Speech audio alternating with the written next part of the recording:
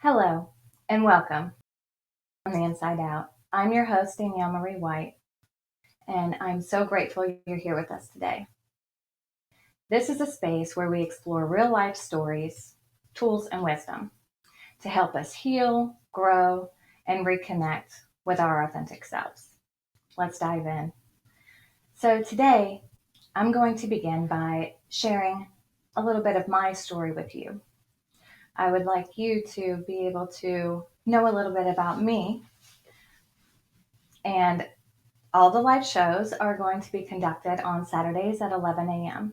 And there's a telephone number, a 1-800 number, that you can call in at any time with questions, with life coaching guidance, with help connecting to those internal soul parts of you that you may be struggling to connect with. I invite you anytime you feel called, just call on in. So, my story, I had to heal myself. And I'm going to touch just a little bit on my childhood, but as it progresses to how I came to more spiritual side, to more connection, to more relationship, more community. So as a young child, I was introduced through my family, and my family had a lot of struggle. And my parents divorced when I was very young. I was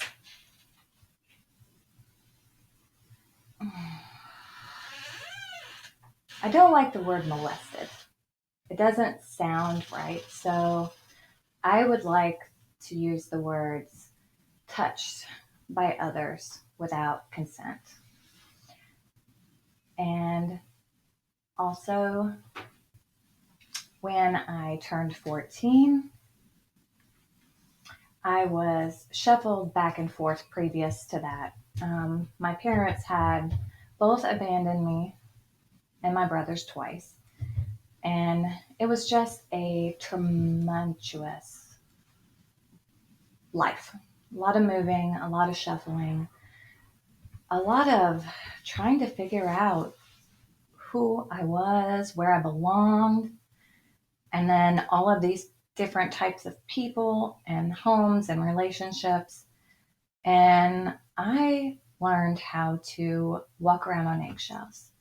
I learned how to sense the energy, to feel the energy, to try to protect myself. And when I was 14, I was actually taken away from my biological mother and her husband and was put in protective custody for a while. And that was one of the safest places I think I ever felt growing up, besides my grandparents. But then, because there was no physical evidence, I was returned and returned to an upset stepfather, being called out, and also my biological mother who didn't believe me, who didn't want to see that, who didn't want to believe that or feel that. So when I was sent back, she had already called my father, who had abandoned me when I was 10 and living with my grandparents. And she agreed to sign away all child support from the time I was 8 in order for him just to take me, to get rid of me. And that really put a scar on me. It put some deep wounds. Trying to have a relationship with someone who really never wanted one with you, who didn't really know how to love or nurture. who would rather be gone than to be a part of your life. And that's a hard pill to swallow sometimes. So, moving through all of that, I went back to my father, who has been an alcoholic ever since I could remember. My father drank away his homes, his possessions, everything. But what's really important before I go any further is everybody has their journey and everybody has their choices. And do we want to run? Do we want to hide? Do we want to ignore? Do we want to self-medicate? It's hard to feel things, and the longer we go shoving them down, the harder it is to feel. We actually numb ourselves and our bodies. And so I was returned to my father, who was an alcoholic. He would work and then he would go to the bar and come home late at night. And my father he had a bar in the house and he loved to drink at home and play music, which I've always loved music. But we were allowed, even before my father, we were allowed to smoke, to drink, things that children should not be allowed to do. And that's not healthy. And with my own things to escape from and pain, I tried not to feel. I did turn to those things and I stopped, and my girls' father I had met when I was 14. And when I went to my father's, he followed me, and my father encouraged him to come move up there.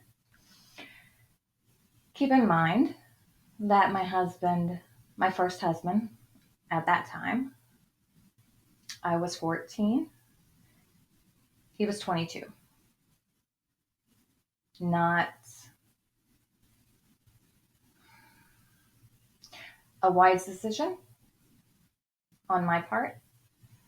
I wouldn't change anything in the world. I have two most beautiful daughters. But the lens I was looking through, what I saw was someone who actually cared about me as a person and actually brought food and things that I needed and my brothers needed when only his parents also brought those things. It creates a relationship that may not have been appropriate,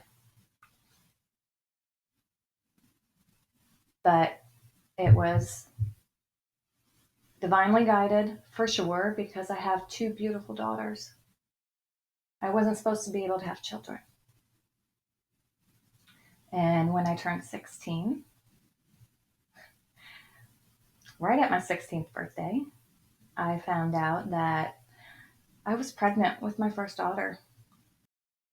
And my father made me choose to leave and never return, or to have an abortion. I chose my daughter and I left. I have been on my own since I was 16 years old. And that weighed heavy.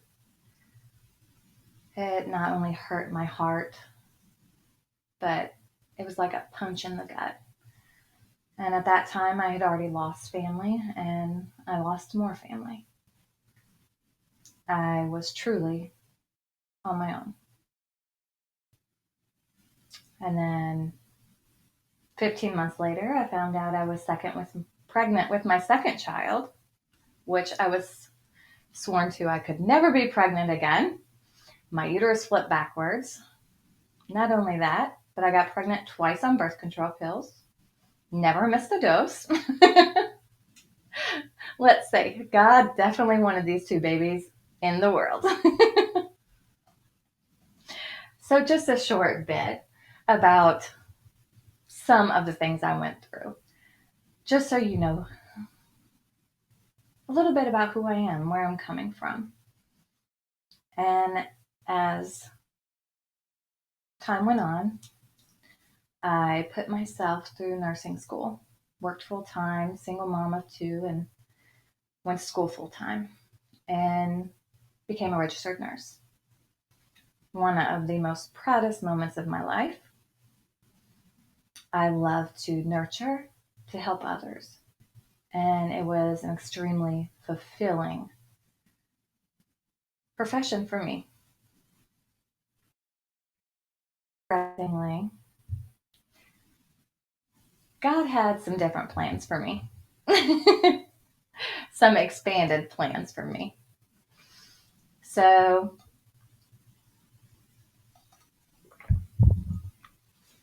as a nurse, I started out in intensive care. And normally, new nurses are not allowed to start out in intensive care. But I had presented my case to the manager. I came in and worked as a nurse extern 1 and 2, and then was able to take the position after I graduated. And I loved intensive care, loved it. And oftentimes I would work a job and a part-time job on the side. So I also worked long-term intensive care. And then I went into GI surgery, something I never thought I would want to go into. But I had a friend that worked in that department, and it was day shift hours with on-call hours. So it was perfect moving from night shift to day shift with my girls. So I decided to expand and took that position. And then I also took a job in hospice. Hospice nursing, the hardest job in the world. So emotionally draining, but the most rewarding and honor I've ever completed. And I will return in just a moment, and I will continue the journey that I have been on. And you are watching Healing from the Inside Out on Bold Brave TV. And now a message from our sponsors. Thank you.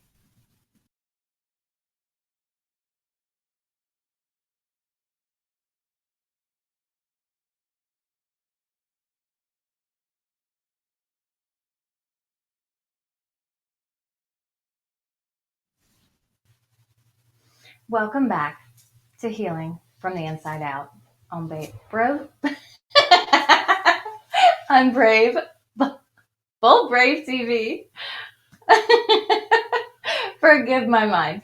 And we will be having those throughout the show. Sometimes my mind moves a little faster than my mouth. And sometimes I also bring two words and combine them. Interesting fun facts. So we'll be creating words. So back to my story. And where we left off was nursing and where I was in my career. So I was doing hospice. And hospice is the most honored I've ever felt in my life. To help people cross over in comfort, in prayer, in being there and creating those connections, not only with the patient, but with the family. And when you can bring love, nurturing, and care, especially at that time of need, relationships form. And it's a beautiful, beautiful thing. I left hospice after a few short years because I burnt myself out. I was working all the time, on call a lot. And even when I wasn't on call, I was on call for my families. So I decided to take a break, be there with my children, excuse me, and to help nurture and love and support them through their pre-teenage years. I was the protective mother, the protective hen over my children, trying to keep them from going through things that I had went through. And it took a long time to realize that I'm not the one in control, and we all have our journeys.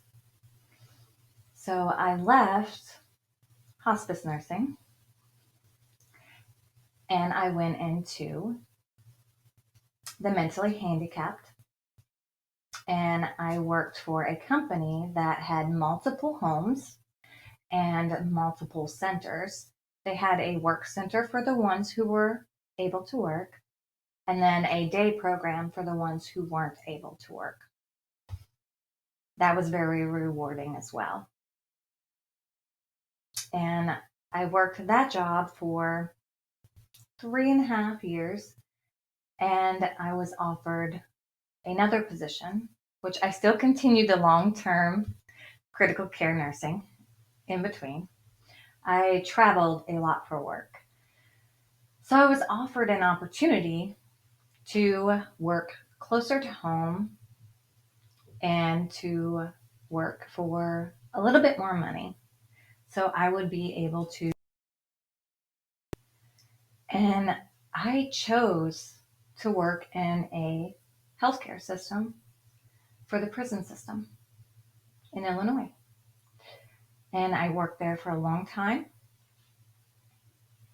At that time, I had already met my second husband, and my daughters and I experienced a total house fire in 2010.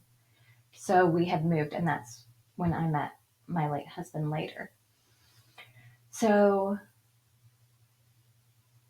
after that house fire, the church I was a part of at that time, they were supportive, helping with clothing and food needs and housing needs and different things like that. But there was judgments in the church and gossip in the church. And even though a fire marshal stated that the house was an electrical fire and no one was home except for the tenant next door, which thank God she got out, there was still gossip, and that left a really hard place for me. And I stepped away from the church when I moved. And when I met my husband, he wasn't a large part of the church. His family was. And so we began going back into the church little by little. And I was exposed to so many religions throughout my life with moving and different families and different cultures. It helped me to broaden my perspectives and to study different ways. So that really, I feel, opened me up also. But my second husband and I, we were both in what I would call part of our dark night of the soul. The running, the hiding, the self medicating, the avoidance. My husband actually had a drug problem I didn't know about. He was also an alcoholic. I had my own issues and my own problems, and us together, we collided. After, I don't actually know when it began. I worked a lot, and come to find out, my second husband had had a mistress and multiple affairs, and his mistress, he was with for over a year before I found out. And I still fought for the marriage, trying to do what was right, trying to stay with the vow I took. My words, a vow that wasn't meant to be broken. But after 6 months, we decided to part ways. And shortly after, he wanted to work on things, wanted me back. And he bought a new diamond ring, came and with the children and asking for me to try again. And I really wanted to. I really tried, but I couldn't trust him. My heart was broken.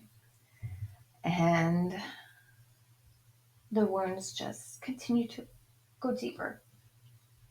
So I had to let him go. And that was one of the hardest things I'd ever done for myself, because I always put everyone else before me and their needs. And in those moments, I was shown my children and what they were seeing, what they were living through, and how it was shaping them. So I chose to leave. He wrote letters to me every week. He would drop them off. He put a big billboard up of our wedding invitation photo. He pleaded and begged, and I tried. And I tried to listen to him. But when truth and honesty needed to come through, he was unable to.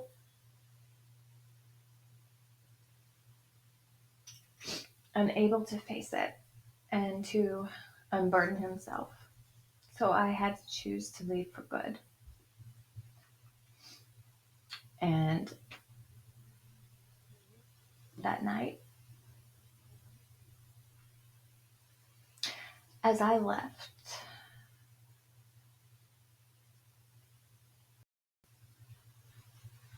a horrible, horrible situation.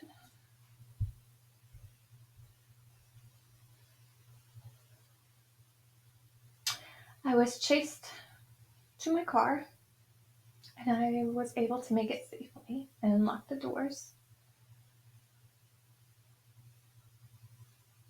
And he jumped on the hood, begging and pleading for me to get out of the car and go into the garage.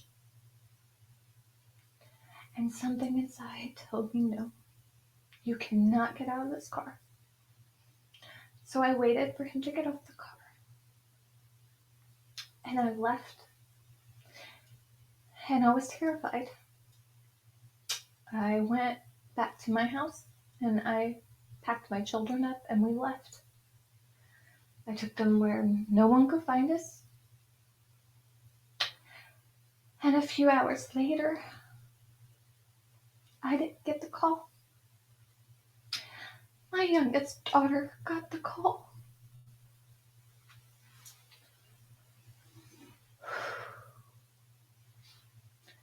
One of her friends called her to tell her that her stepdaughter shot himself in the garage and taken his own life.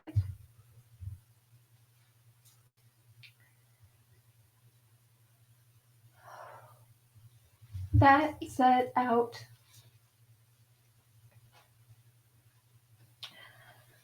a wave, a path. Excuse me.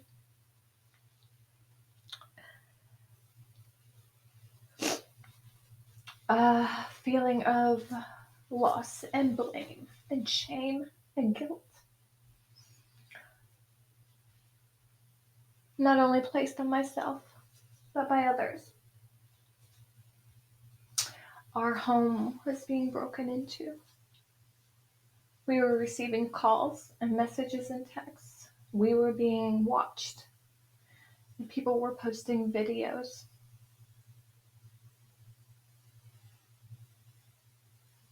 I no longer felt safe. And I didn't care about myself at that time. I blamed myself so much that honestly, if it wasn't for my children, I wouldn't care what had happened to me.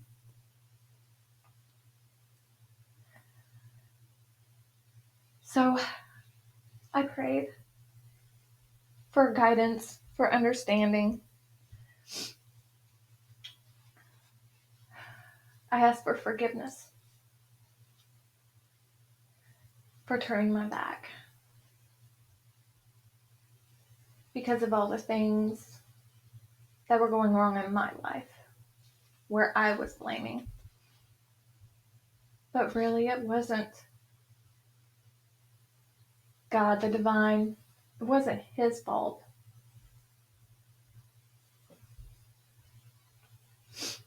So I packed my children up and I moved to North Carolina. And one of my children went to stay with her father for the summer. And at the end of summer, when it was time to come get her, I received the news that she had gotten a job and found a boyfriend and decided to stay. That is a very hard thing for a mother. And we'll be right back. And we'll continue the story, and then we're going to have a guest come on with us. You're watching Healing from the Inside Out, and I'm your host, Danielle Marie White, here on Bold Brave TV. Thank you.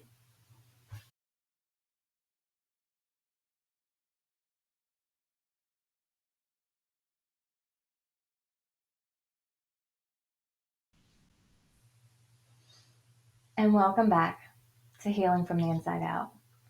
And as we continue my journey, we left off where my youngest daughter had decided to stay with her father, to go to school there and stay in Indiana in a different town. So the only family I had was my daughters left. And my oldest daughter stayed with me. And we were blessed beyond measure with a home on the Sound in North Carolina. Water is very, very healing for me. And it was my healing place, my bubble, my protection. And this space would one day become also my isolation bubble, my own prison that I created to hide. And we will get into that one day. We don't have a lot of time today, so I'm going to continue with my story from where we are. So, as it turns out, when I came to North Carolina, I also worked in the prison system in North Carolina. And coming from another state, I worked myself up. And within a year, I had taken over a whole prison system's medical side. And throughout my whole journey, us nurses are notorious for this, but we learn to take care of everyone else and we ignore ourselves. We ignore our bodies. We continue to push to give what people need in order to heal, in order to help them thrive, to try to help them push past and through to heal. And I went back after Thanksgiving break. And on that Monday, Monday I will never forget. I started experiencing heart palpitations, and my heart rate, my normal heart rate was 50, 60s. And all of a sudden, my heart was going tachycardic and up into SBT, which is 150s, 160s. I was having shortness of breath and getting dizzy, about to pass out, near syncope. And then I did pass out. I was taken to the emergency room and they stabilized me, sent me home with cardiology and follow-up appointments with my primary care provider. Long story short, years and first months of begging and pleading for testing for tick-borne diseases. They wanted to rule out everything autoimmune first. So they did. They ruled it all out, and then he conceded to let me have my testing. It came back. I had Lyme's disease and Rocky Mountain spotted fever and typhus. And because the diseases affected my heart, my nervous system, the conduction, the electrical system in my body, they said I had to have the Lyme's disease for at least 10 years. And I remembered back when I was working in hospice, because I love the outdoors. I love the forest.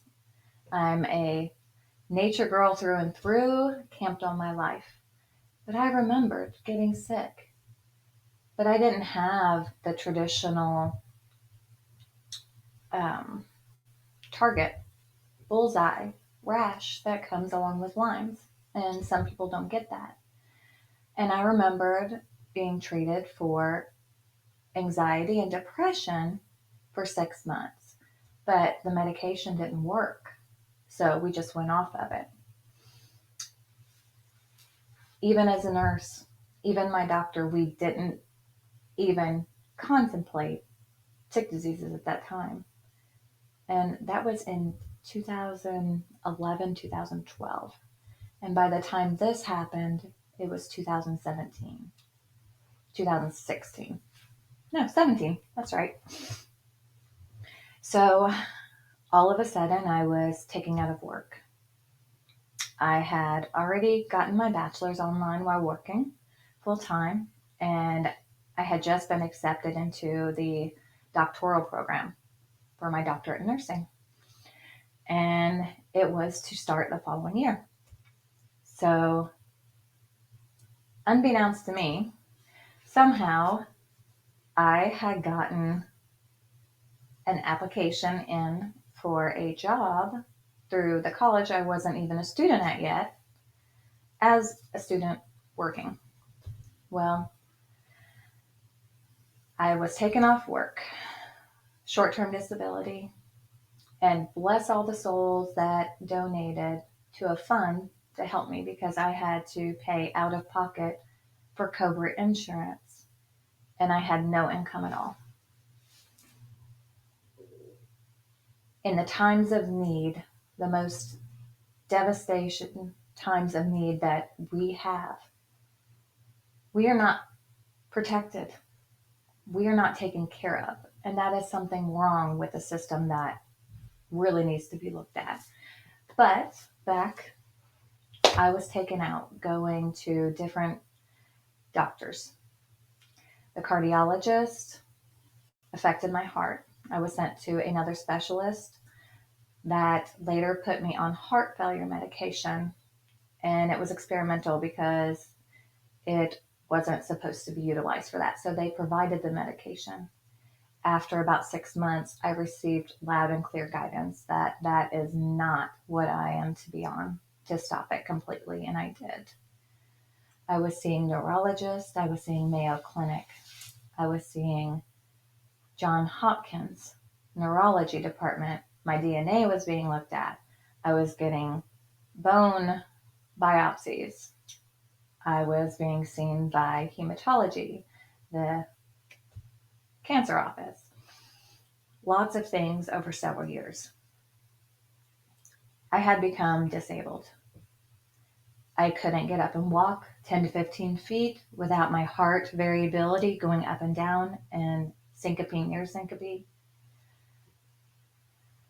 So long story short, after about 4 months, I had to be let go because my position is an emergency position, and I completely understood that. Excuse me. So I received the certified letter that they were letting me go. And as I started to feel that overwhelm of what am I going to do now, I received an email and a phone call from the college I wasn't even a student at yet, with a job that paid me exactly the amount I needed to cover my insurance every month.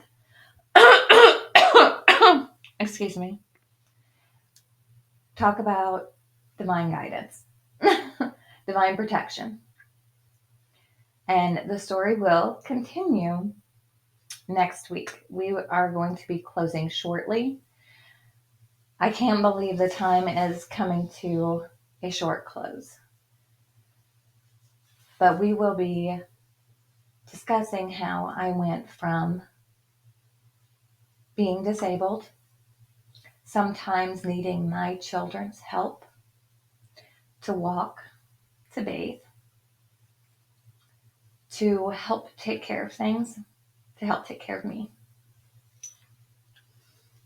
and into how spirit was brought back into my life, and how I built a prayer room, my own sanctuary, underneath the stairs, with no windows, just one door.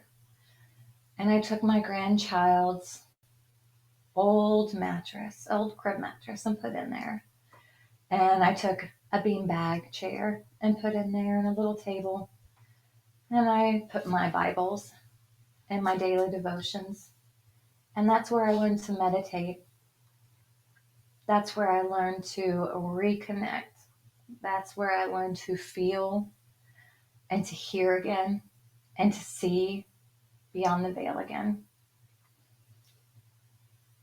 And then we will go into the story where I was a part of a church. And my struggle with relationships and feeling energies and judgments, and how the divine superseded those,